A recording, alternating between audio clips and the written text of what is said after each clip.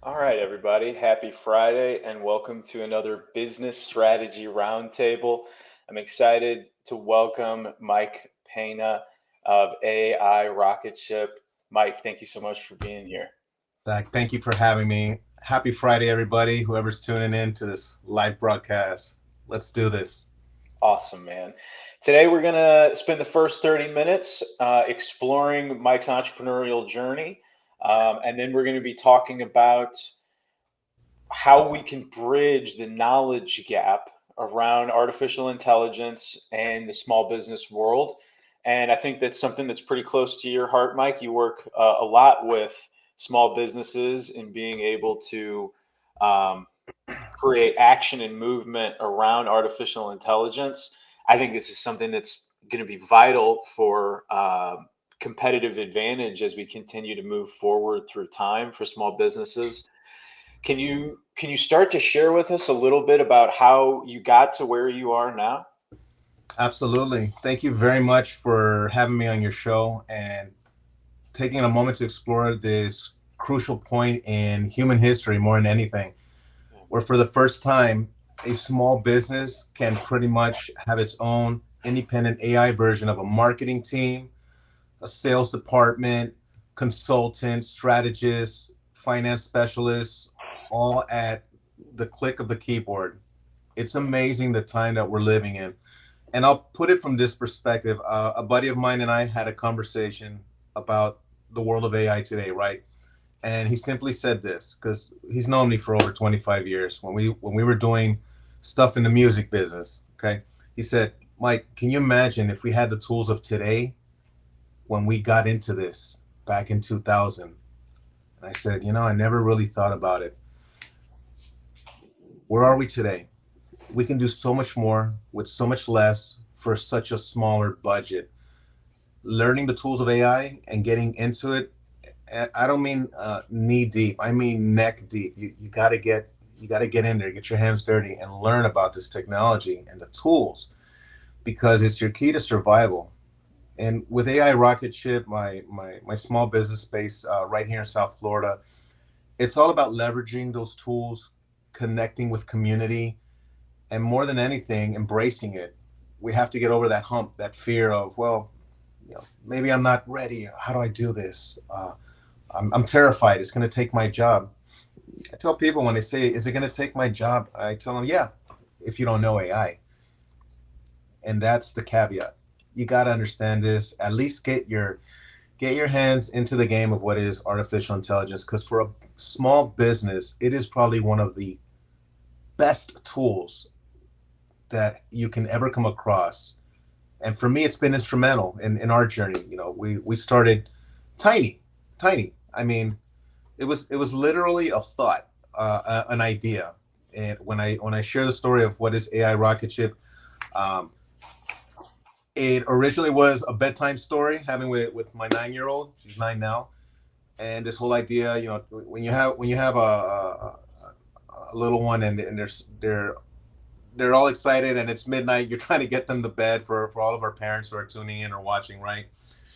You'll do anything to keep them entertained or just to bring down the excitement level. But I did the opposite. We would embark on this journey into the stars on this rocket ship and pretend we'd put our helmets on, and we'd have these little characters, like I got my little astronaut on here, just to go with the whole vibe.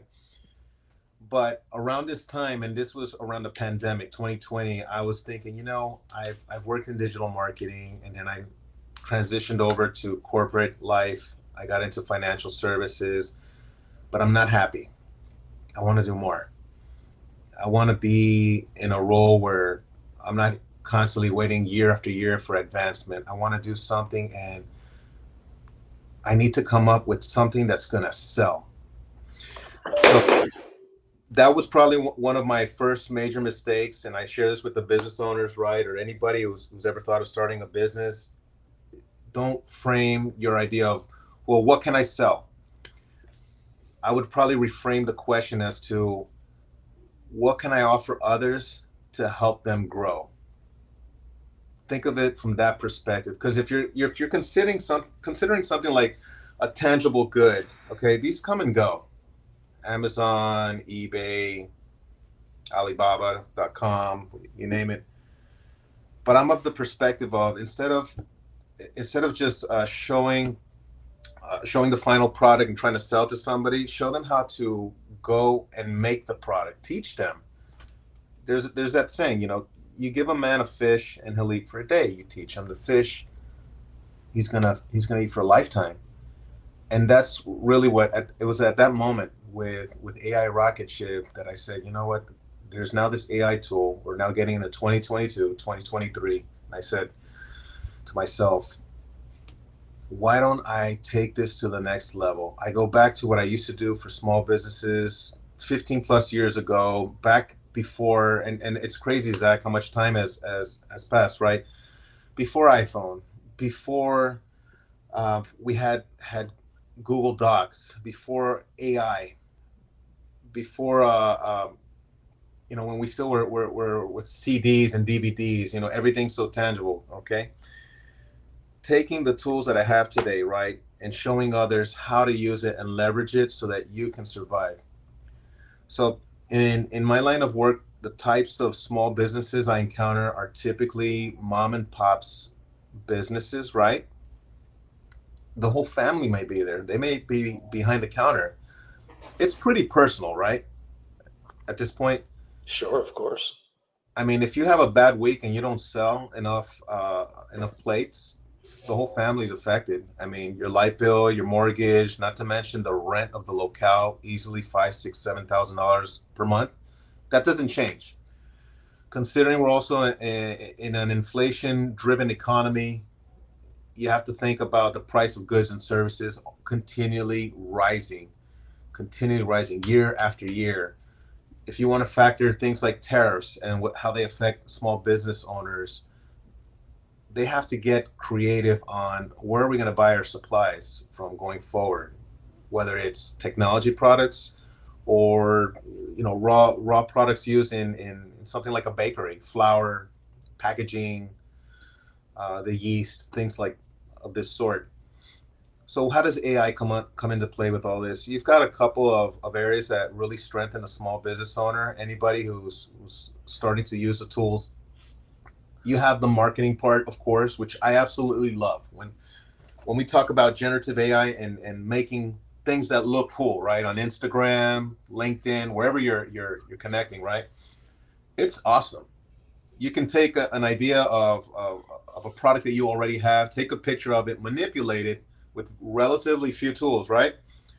And come up with a whole storyline with a tool like ChatGPT, for example, which has gotten better, by the way, since last year. You can do so much more. And I tell people, get the paid version. You can use free up to this point, but when you got the paid version, my goodness, you can create images, drag and drop documents into there and have it analyze those documents. It's amazing how much power we have at our fingertips. And the other thing too, and I look at it from this perspective, some of us watching right now on this live stream, right, maybe watching from their desktop. But think of it like this: your cell phone, right, is easily 5 times faster and more advanced than that desktop from 2, 3 years ago. Now think of AI, how much further advanced it is than our thinking of 2, 3 years ago. I kind of try to break it down in an apples to apples comparison to remind people that you've got to embrace this technology. It's about your survival for your business. So there's a couple of things we'll share during today's presentation as far as, well, how do I get started or what's the right route? Because at times, and I've gone through this, Zach, as well, you feel like you've been dropped into an ocean of information. It's like, where do you start? Do I go on YouTube? Do I go on LinkedIn? Do I buy a book on Amazon from an author that seems to have very good reviews? I don't know. Where do I start? Well, I had those same questions too. Where do I start? And I could share a little bit about that today because it was instrumental, and I think it's going to be great for anybody starting to jump on this journey. All right. Thank you for sharing that with us. If you wouldn't mind, I would love to understand how you got to this point in your career. So you gave us a really great perspective on AI Rocketship and how it came to be that you created it. You saw opportunity in the market, particularly around what small businesses need. Yeah. Talk to me about your career journey and into getting to that point. You mentioned that you spent some time in marketing. You mentioned moving into Yes. the corporate world, and you also mentioned not feeling very satisfied during that. What was the first job? Kind of talk to me a little bit about who you are Oh before yeah. AI Rocketship. Before version 1.0. I love this. So let's go back roughly 2002, 2004, right? I'm focused on getting into the music business. I go to Yeah, Miami-Dade Community College before it became a college, um, because at the time we were making promo kits for local artists. Nobody really famous, I'll be honest. I don't think they went too far in a career, but that's a pretty we popular area for music, though. There's a lot of people. yeah, yeah. That's a that's a hot spot. I mean, it's only Miami. You know what I mean? A- They like Absolutely. their music down there, and they like their fun too. Oh yeah, yeah.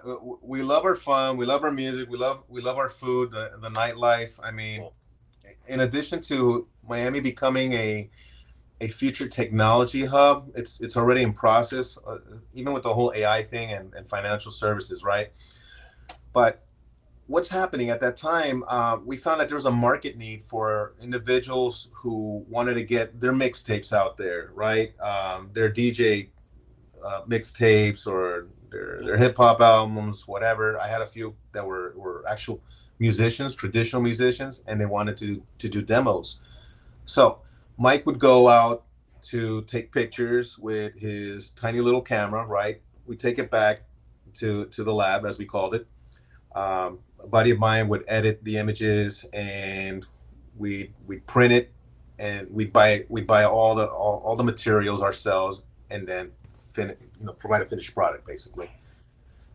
But remember that this is before the digital world, so everything was very manual. For them, they needed this service, and as we get closer to 2025, there's less print, there's more digital, because there's more of an impact that you can do on Instagram than just handing out a mixtape, right? Yeah. And hoping somebody listens to it. Yeah. Right. Well, so that's That's I mean, that's a great start because I mean, imagine you had a lot of face to face. yes, I imagine you had some folks that maybe handed out the CDs for you, or something, or street. maybe a couple of, yeah, there you go. And now when you're thinking about it zoomed out, right? It's like, well, what was Mike doing? He was creating strategy around marketing so that people knew about X, Y, and Z.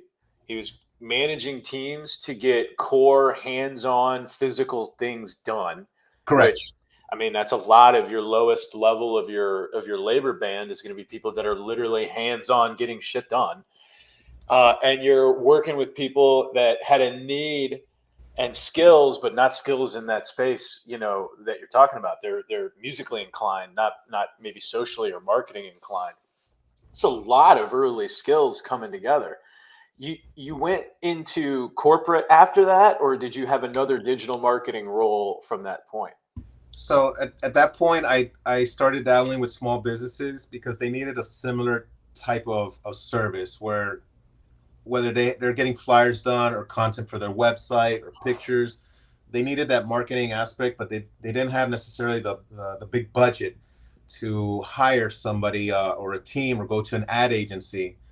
So for me, it was open territory. It was open season, and I said, okay, great. And I've Zach, when I tell you that I've hit the how do you say? You pound the pavement. You're out there selling. I've knocked on doors. I've handed out flyers in Miami traffic. At 2 in the afternoon in the heat. Um, In the rain, because it's heat and then rain out there, and it's like thunderstorm for 15 minutes, like you've never seen. I lived my there for like a year. goodness, and this is hurricane season right now. Be safe. I've taken on, and I'm going to do the quotes thing, marketing jobs, right? That turned out to be less than expected, or maybe it was an aspect of marketing. but the experience was invaluable. I loved it. I loved it. I got to learn how do people think, how to speak to people. You've got to have that live interaction and know how to deal with the face to face in this world that is just so disconnected today. I love So that. so artificial. Yeah. And this is coming from the AI guy, as somebody called me the other day, and I said, I'm not an AI guy. I'm a great learner. I never call myself an expert. I'm just a great learner, and maybe I know a little more than the next person, but I'm continuously having to learn and force myself to learn. I So love yeah, I that. got into corporate world, Can I America. hit on, I want to hit two things there. Forgive me for cutting you off, but No, no, go for it. on that being a learner point, you may know you're exactly. I love that. I love that perspective and that like way of being, because you may know a little bit more than the next guy, and you may know a little bit less than the next guy. And I think it's so, especially in this in this particular industry and this moment in time for technology. Correct. It's what you can be an expert. How are you going to be an expert? There's so much knowledge to know. Like you may be an expert in quote this thing, but you really have to be a learner if you're going to be able to get it to function with everything, because there's so much new happening all the time. You couldn't be an expert with how much new is happening. You never, like, every day I wake up and there's a new AI thing or a new whatever that's like, oh wow, that's revolutionary. You can't Not only possibly. that, it's overwhelming, right? Yeah. Because to the person who doesn't have that prior exposure, they're really vulnerable. And I feel bad for those who are ready to, you know, shell out some cash, put up their credit card to a company that may not even have a local presence or a presence even in the US, Yeah. ready to pay for a service that looks great and maybe it doesn't provide them the return that they need. So they're extremely vulnerable. Yeah. And that's where we're at right now, you know? Yeah. So I love it. Not touting just blanket expertise, but like, hey, this is what I think. That's fantastic. The piece that you were mentioning about, like, hey, I've pounded pavement, I've been Yeah. out there having the live social interactions, like that, I think is largely underappreciated when you're looking at white collar people looking at blue collar people.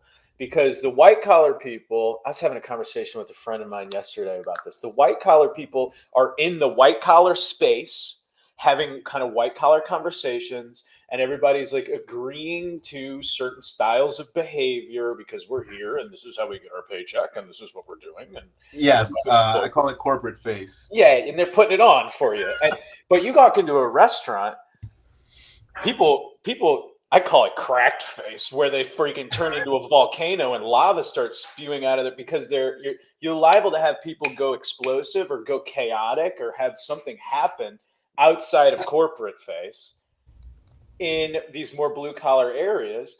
And when you're knocking doors, or when you're handing out flyers or discs, CDs in Miami-Dade traffic, you're Oof. going to get people that rolling up that are on drugs. You're going to get people rolling up that are famous. You're going to get people rolling up that are, mom and dads, everyday normal people. But Yeah. it's going to be this way wider swath of experience. You're going to have people that are wanting to have confrontation with you. You're going to have people that are really just want to talk to you, and it's the same thing is true in the restaurant industry. Anybody can walk in with any type of attitude, and you have so much more variety of the people that are in there. The thing that you get from that, which you're kind of illustrating, is all those different variances of experience and how social interactions can go. And if you've only ever been doing corporate face and you've never had somebody throw you a crazy, 612 curveball on some, how did this person get pissed out of nowhere? You don't learn that social tact to be able to really handle a wide variety of chaotic situations. And if in entrepreneurship, you're going to deal with some chaotic situations. Yeah, this is the part that they don't teach you in any of my college education. Look, the real college education that I got, and I know this sounds ugly. I'm not downplaying education or any institution, all right? But the real education that I'm still using to today that has been invaluable has been that real world experience. Knowing what does it feel like to get rejected on a sales proposal. You have to go through that. You've got to know what it feels like to go home crushed. You've got to understand what it feels like to not have made your numbers this week, because on Monday you come back even stronger. You come back and you hit it harder, knowing, well, what did I do differently? And I think with salespeople, some of the most successful salespeople that you'll ever come across, they're experts in handling rejection, handling moments where things did not go as planned with a pitch, with a presentation, or when a client decided, this is not going to work for us. We found somebody better, cheaper, all the excuses in the world, right? Mm. It's good to go through that. It's good to get, as a buddy of mine put it, it's good to get a little roughed up, because you have more character at the end of the day. And it's crazy. Look how people, the clothing, if you told me that you would sell me blue jeans that are ripped and torn or shredded in the year 1990, I would have said no. At 1990s, I think we're using what, Levi's, maybe Z Cavaricci's, Carl Canai. I mean, these are old brands, obviously different style. But today, you shred the jeans and you tag a price tag of $400, and now everybody wants it. What happened, Zach? I don't get it. What happened? I do know. It's got character. That's what it is. It has character. And in the same way with salespeople or anybody, even a small business owner, somebody who's watching today, and I hope you're encouraged by this as well. It's okay to have a bad day, and it's okay to not be okay, and it's okay to regroup, learn, and come back stronger the next day. Don't just crumble, because the first year of my journey with AI Rocketship, and we haven't been around long. I'll be very honest with you. Opened April officially on paper, April Fools of last year, of all dates. April No 1st. Joke? No joke. April Fools. I played the fool. And I said, here you go, Sunbiz, Division of Corporations. Here's the info. Submit, credit card, boom, done. The first year was very hard, Zach. A lot of people that waste your time. I had one client that backed out of a contract, and I wrote about this in an interview we did this week with a magazine here in Miami. That experience crushed me. It emotionally, financially, it set me back, and I wanted to quit. Real talk. How many business owners want to quit? Well, we know restaurants in their first year, the fail rate is just astronomical of restaurants, due to how competitive it is, and the costs and the labor and the heart you put into it. That's how I felt my first year with AI Rocketship. You didn't make any money in the first few months. You're just taking on debt, spending, joining associations to connect with people. And it's not only the financial toll, it's the emotional toll, the psychological toll, the time away from family, the extra hours that you're not getting paid for. And hopefully you've got a part-time or something to support you, or full-time. But, my advice is if you're going to launch a business, don't give up your day job, but be prepared to take on a few extra hours during the week to set your job expectations for the future business you're going to build, because you need an income stream to help you while you still got your overhead, your daily expenses, right? Yes. It's not easy. No. I didn't have that luxury, Zach. Unfortunately, after almost 7 years with an organization, we get the notice 2 weeks before Christmas. Hey, we're done. Yeah. I'm so sorry.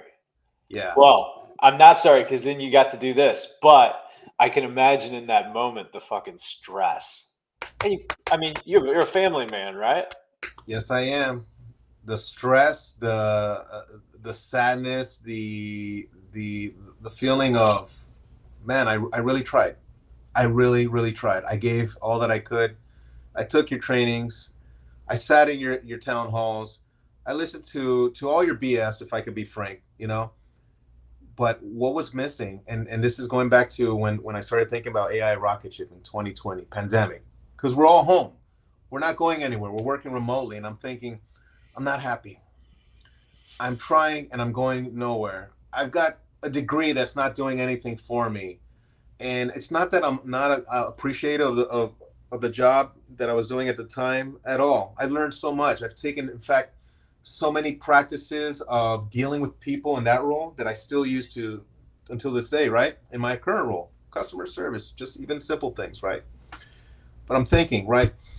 I want more, and I'm gonna do it. So what happens? Late 2023, we get the push out, downsizing, like many companies have done, even tech companies, downsizing. It happens. It It's happens. survival. Salary is the first thing you gotta, unfortunately, that you have to eliminate because people are expensive.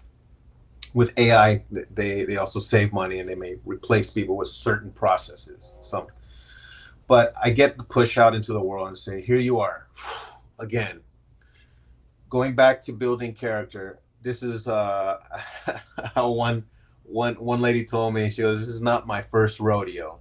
She said in this awesome Southern drawl, "It's not my first rodeo." And I said, "I appreciate you for that." Yes, ma'am. It's not my first time being in that role.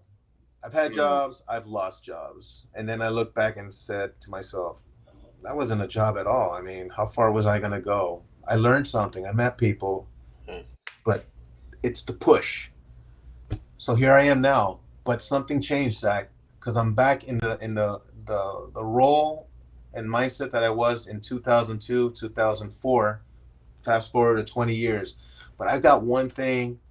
I've got an ace up my sleeve that they were not expecting. I've got AI.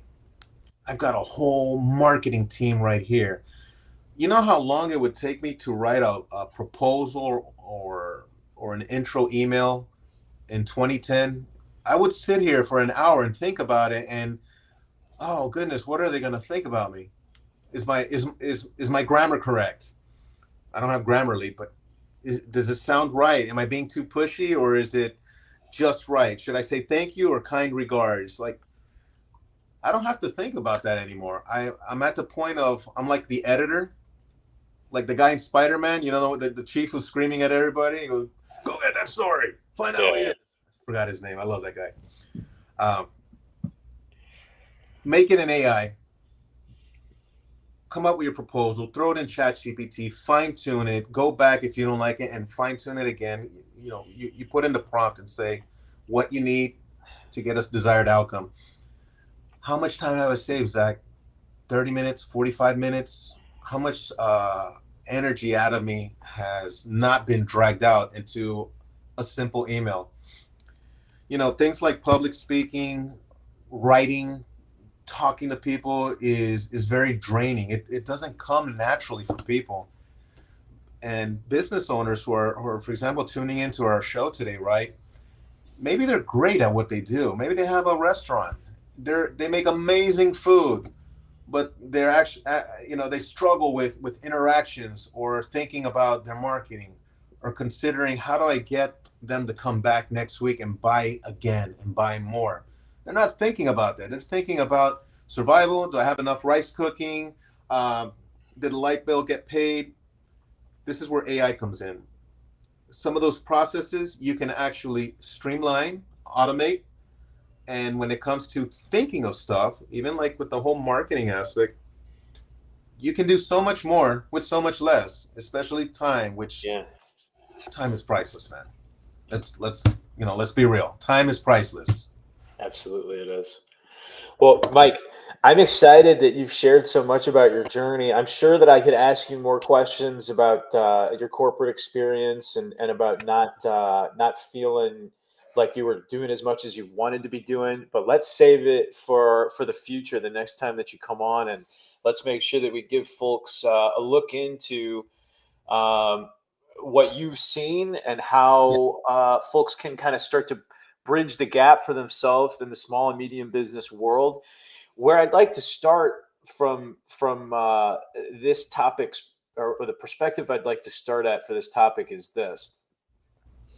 You work a lot with small businesses regularly on solving Yeah. this problem. And I think the thing that's most interesting to me is the regular and common stumbling blocks that are getting in the way of most of the small business. So what's the low-hanging fruit that's happening again and again and again that a small business that's intrinsically motivated could say, well, I can freaking get that out of my way myself so I can get to some of the higher level things. Well, I can tell you just in the world of content creation, the first thing the small business owner may think is, I'll just do it myself. Okay. I'll film videos of my service or product and we'll post it and that'll be enough. I don't have to pay somebody to do that. And that's totally fine. I respect the the fact that somebody would even do that. It's because it's not easy. It may not even come naturally to you. But that type of thinking, you've got to be realistic with yourself and always look at yourself as a brand and say, okay, let me see what others are doing as well in a similar category, say restaurants, for example, accounting, real estate. Is this the look that I want to portray by me doing it myself? And you mentioned low hanging fruit. That's definitely one area that we're ready to just let's do it ourselves because the entrepreneurial mindset is based on let me do it myself. Why would I pay somebody to do it when I can do it myself? That's the whole spirit of entrepreneurialism, DIY, but in the business world, right? But what happens? You end up doing content, and to put it very nicely, sometimes it sucks. It looks horrible. You haven't held the camera in the right way. You haven't considered lighting or people walking in the background. Uh, I've you had know, you my own throw it in issues with lighting CapCut. lately. I didn't mean to cut you off, but I got some to learn too. No, I'm just kidding. No. Listen, you can do so much with so little, man. Literally, I'll show you. I have no shame. I mean, it's a ring light. I freaking was looking at my. If you looked at my Amazon searches recently, I've been thinking about it. I'm over But here this with is my good. red ass in this dark room. It's totally fine because you're the small business owner, right? You got your restaurant. Get at least a ring light, at Yeah, least one. Don't use your iPhone's lighting. And if you're gonna do it yourself, be aware that it's not gonna come out perfect. But I do see a lot of content out there that looks absolutely horrible, and they're satisfied with it. There's even Instagram videos of the whole funny thing is like when you do it yourself and the guy's filming like this and the video comes out like this. He's filming himself. It's the craziest thing. So the whole concept of low hanging fruit is I should do it myself. You can't do everything yourself. There's some things you gotta outsource. Now find a good price point. Find somebody that can do uh, certain services for less and efficiently. But if it's like digital marketing, and that's one area that I notice small businesses really struggle with, consider hiring somebody or using an AI tool that will help you at least make it look better, so it doesn't look so amateur. Because it's your presence, it's your brand. absolutely. Oh yeah. Are there other stumbling blocks? So trying to use AI outside of your own skill competencies. So for things that are that you probably should outsource, you're seeing people try to apply AI when maybe that's not the right solution, or maybe them utilizing it is not the right solution. Is that a fair summary of that as a stumbling block? Correct. I think it's a two part question, and let me go for the first one. So when it comes to like AI tools, and look, you're a small business owner, maybe you're thinking of how am I going to start using agentic AI? What is agentic AI? What is a language model? Should I go on Fiverr and hire somebody or get a service that does it for me or jump on Canva, whatever the case, right? My greatest advice is explore your options first, explore free stuff first before you pay, before you get locked into a subscription. And they're not expensive, by the way. You can get great stuff for like under 20-30 bucks a month, and it'll help you streamline some of your marketing, for example. I talk a lot about marketing because I do a lot of it too, and it's just very natural to me. But before you jump at something, do a little bit of research. And I feel bad, especially for that vulnerable business owner that is looking at this ad on social media, which says, free AI course, register now, uh, 3 days, 3 days of content for free. Go ahead, click the link. Okay, it's either clickbait or what it is that happens quite frequently. They're just explaining and recycling knowledge that is already out there. You're not really learning anything new. And once they've got you, of course they're gonna upsell you on other products. Look, I'm not hating the hustle. Do what you got to do. I'm putting it out there and being real. Before you jump into something, especially like an AI tool, do a bit of comparison, ask around, which brings me to my second point: community. Get involved with AI community. Get involved with other businesses. Connect with your chamber of commerce. International business networks that are either virtual or local, because chances are some of those same business owners have tried the tools, have been burned by the tools, or are using some of those tools successfully. So don't get trapped in that stumbling block of, first of all, I'm going to figure it all out. Be willing to explore tools and connect with others to find out, well, what worked for you. That's been a huge part of my success. If you would call this success, because I feel like I'm always reaching for more and trying. I sometimes I have to take it week by week or even day by day. I got to be realistic with myself. But what helps me? Community, man. Before our meetup today, I had two meetings, because this is my Friday. This is meeting day, pretty much. And I spoke with these others who are AI specialists. Okay, we all hate the word expert. We've agreed that we should throw that word out. And just in 30 minutes of chatting with them, I've learned about new technologies, new processes, what they're doing. They learned about what I'm doing. Just having time to talk, like a marriage. You talk to your spouse. How was your day? What'd you learn? What'd you do? What are we doing tomorrow? You have to have those little points of contact, but with specialists in your field.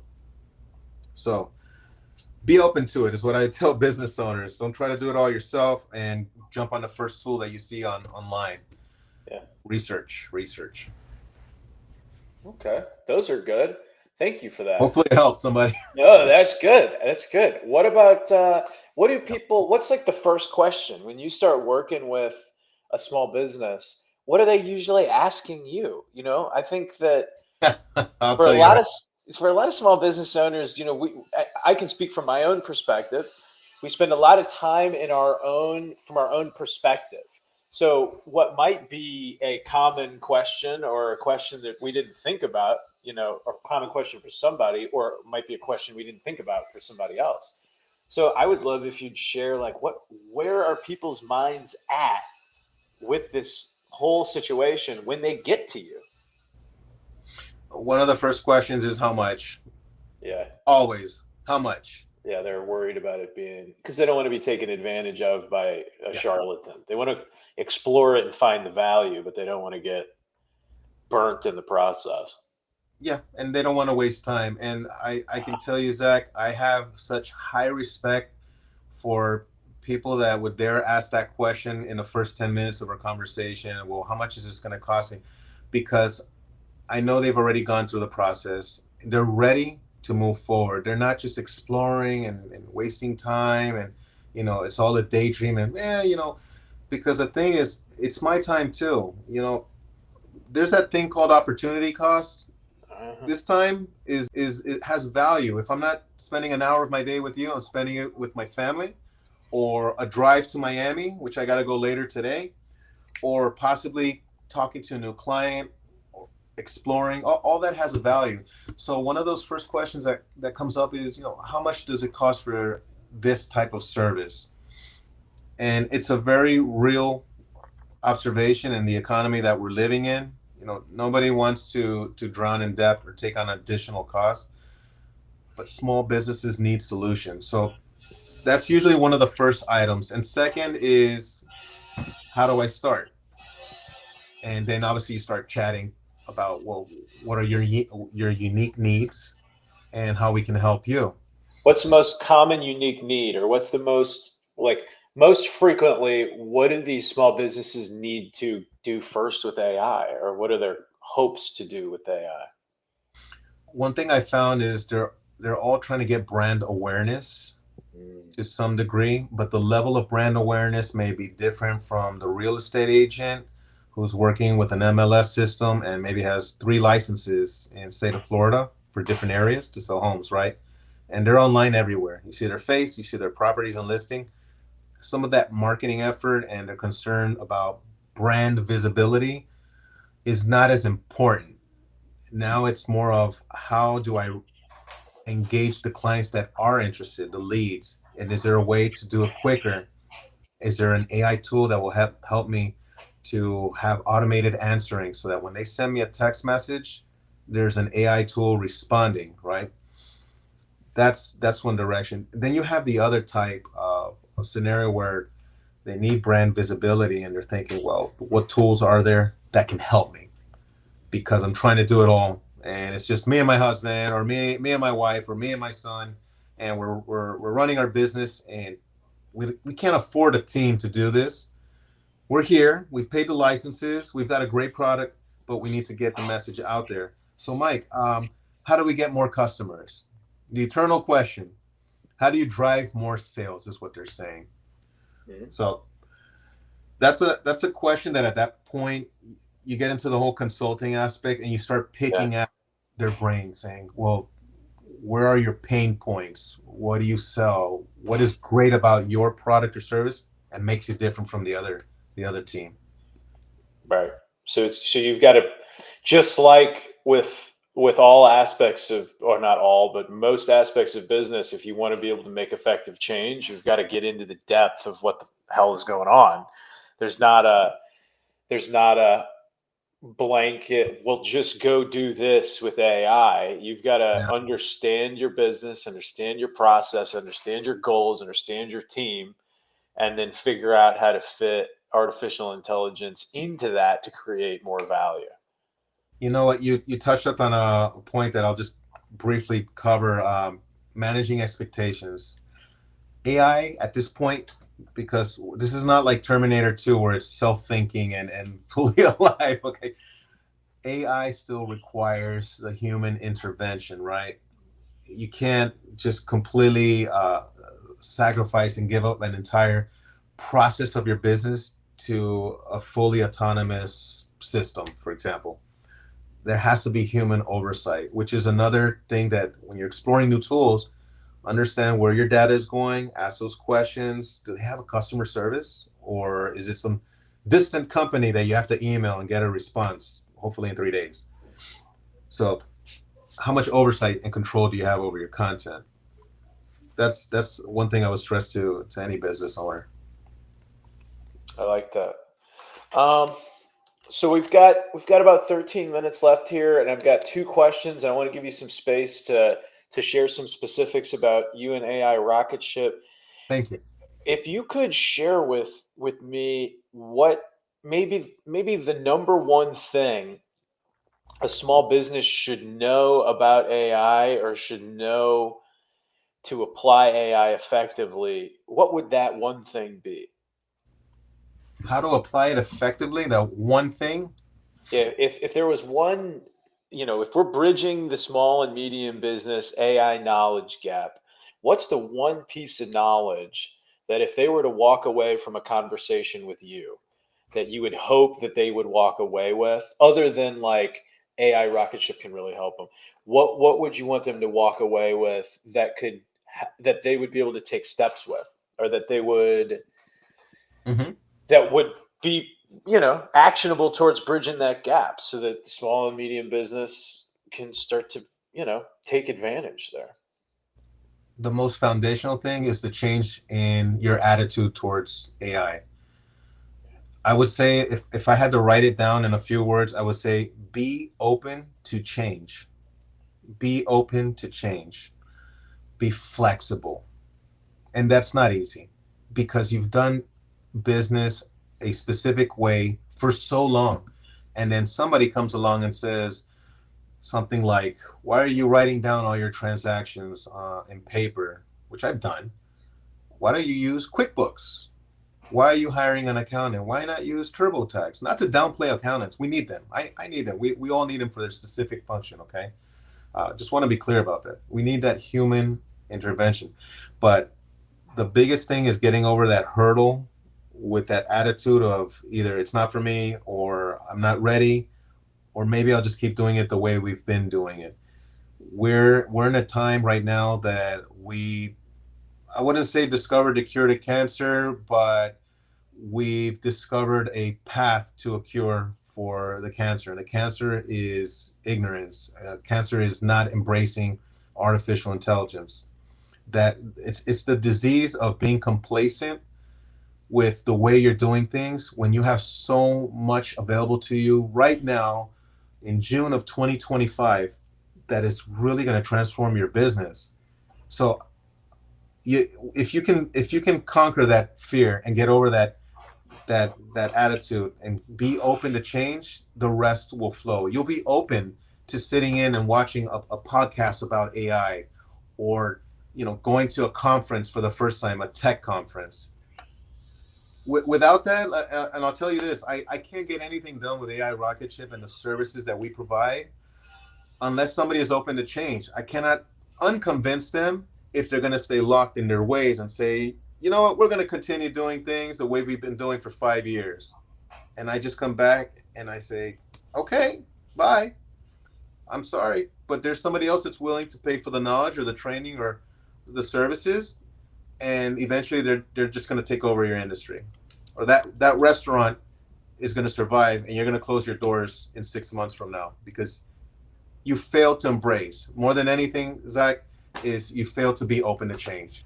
So that's the pivotal piece of advice. Be open to change. That's fantastic, man. Uh, What is a small business that's on the forefront mhm. of change look like? So when you have a small business come to you and they're doing well but want to go even further, what does that look like? What does a small business that's embracing AI look like in June of 2025?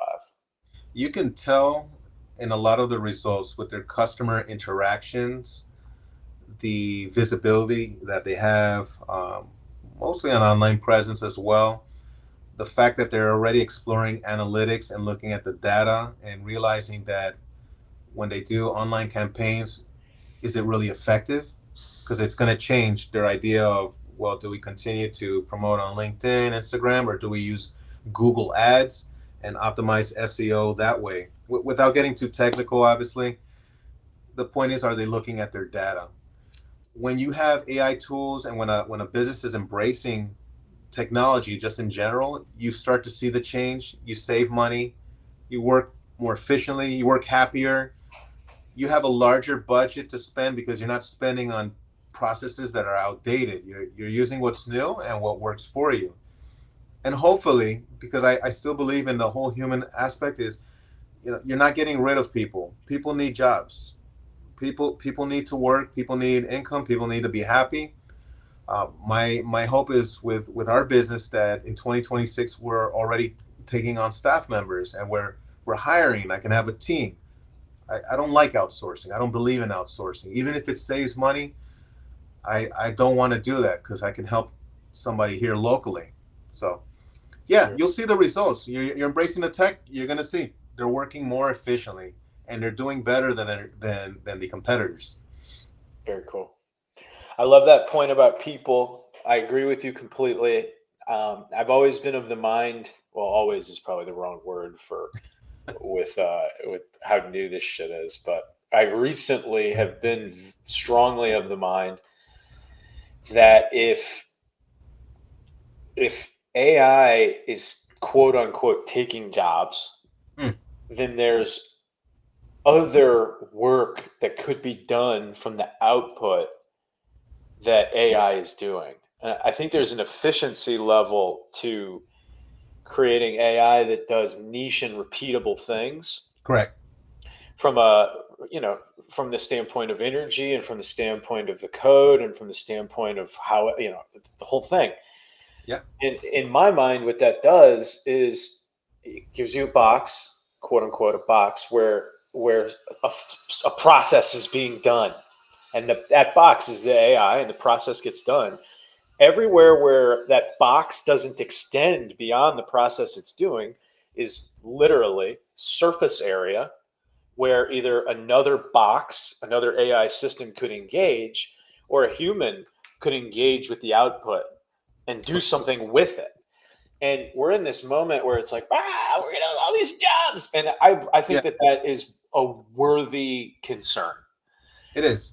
But what we hope to do, or what we hopefully will be doing, or what we should be doing, maybe, I believe, is finding places to get efficient and then applying where AI does not make sense to be efficient, the human agility to change, learn, and make better where it is. Now, then you'll probably create AI systems to do those things that become repeatable and easy to box.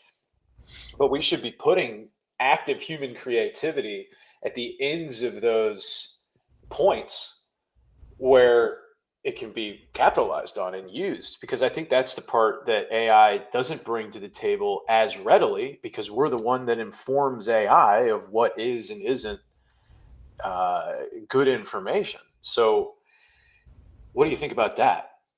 Well, I always think about including the human touch to it, because that's essentially what the question is about. Keeping that human touch, that connection involved in processes that are like pretty much automated and don't really need the human intervention. I think of kind of like what was that movie with Tom Green where he's making sandwiches? What was that? This movie from back in the '90s. But you have like an assembly line, right? And it's just everything is going through the assembly line and parts are getting added by machine, right? But what happens when the machine breaks down? Some guy's gonna come, stop the whole line, check, fix, and then return to the processes. Then you have quality control. You have to have human intervention. I'll give you the very simple example. I'm constantly getting people contacting me on LinkedIn for different reasons. Like 80% of them are sales pitches. And I'm looking at one, for example. I can tell it was written with a language model, probably ChatGPT, I don't know, Gemini, who knows. And they just send out these mass emails to people they want to connect with to see. And I realized, like, one guy, it was so obvious. He had no idea what I'm into. And he was discussing about, do you want to do this?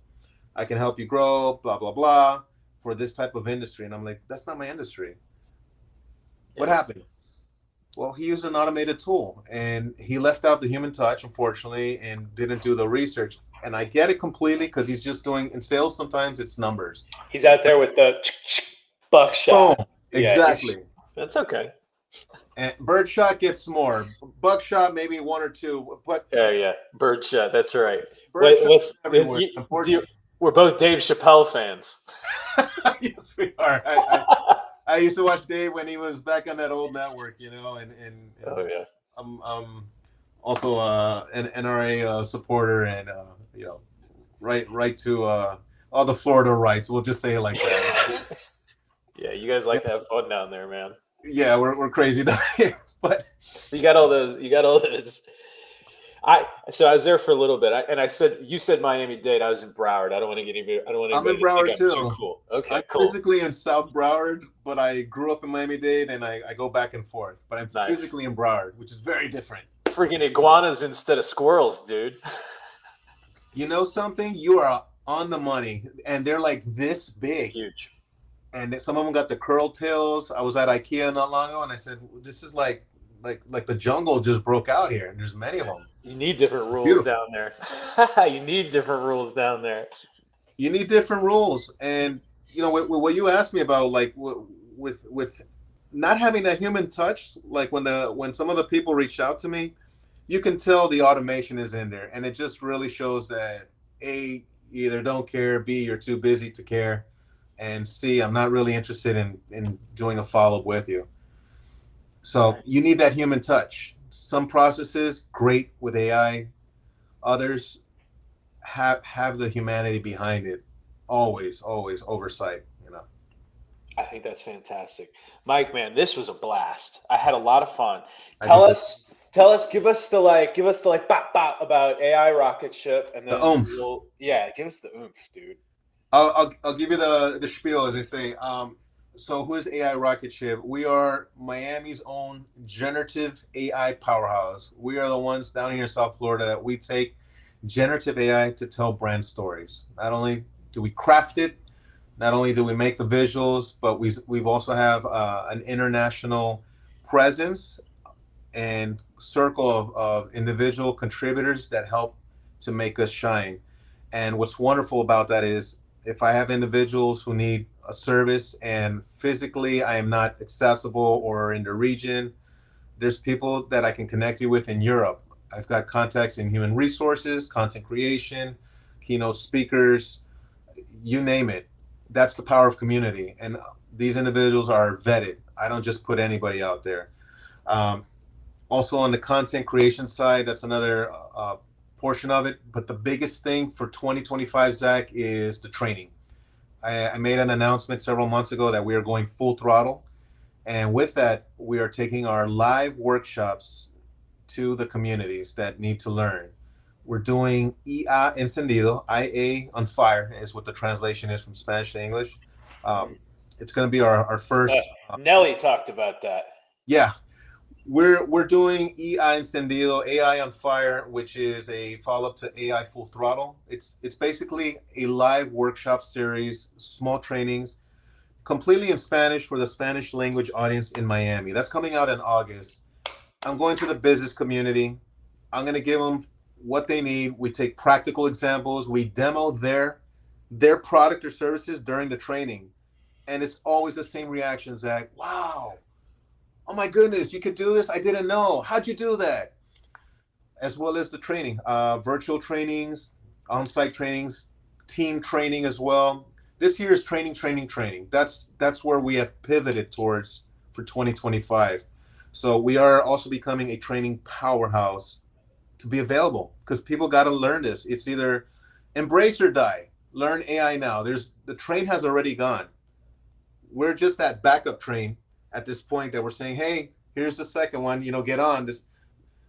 Everything that was done the way before, the Titanic is sinking. We're on jet skis at this point, on AI jet skis, Miami style. So bring out your bikinis, the sunscreen, your margaritas, your rum and cigars, whatever it's going to be, but get ready to learn AI. Do you ever see DJ Khaled on the jet ski? I only see him on the social media. I've never met the guy, but I think he's local somewhere. He's always everywhere. There's these videos where he gets on these jet skis and he just screams "woo," just screaming "woo" like minutes and minutes, and it's pretty funny. But that's what I imagine. On a jet ski with him and just we'll go side by side. Woo! The AI jet ski, dude. The AI rocket ship, the AI jet. We're gonna have to figure out how to get some manufacturing for your brand going, and we're gonna have to get little rocket ships and jet skis going as well. Oh yeah, no, I've got something in the works right now. I don't even want to show it, but I mean, I talk about creating stuff. Yeah. The real value with all this, I mean, I've made so much stuff with AI as well. I mean, this is one of the first things I got into, and all I did was make it into tangible art. Right. But I realized it's just more efficient to teach people how to do this kind of stuff rather than make it and sell it to them. Yeah, I love it, man. Survival, man. Absolutely. Mike, awesome. Thank you so much for being here, sharing your knowledge with us today. Looking forward to continuing to get to know you and see all the wonderful things you do out there in Florida and the communities that you serve.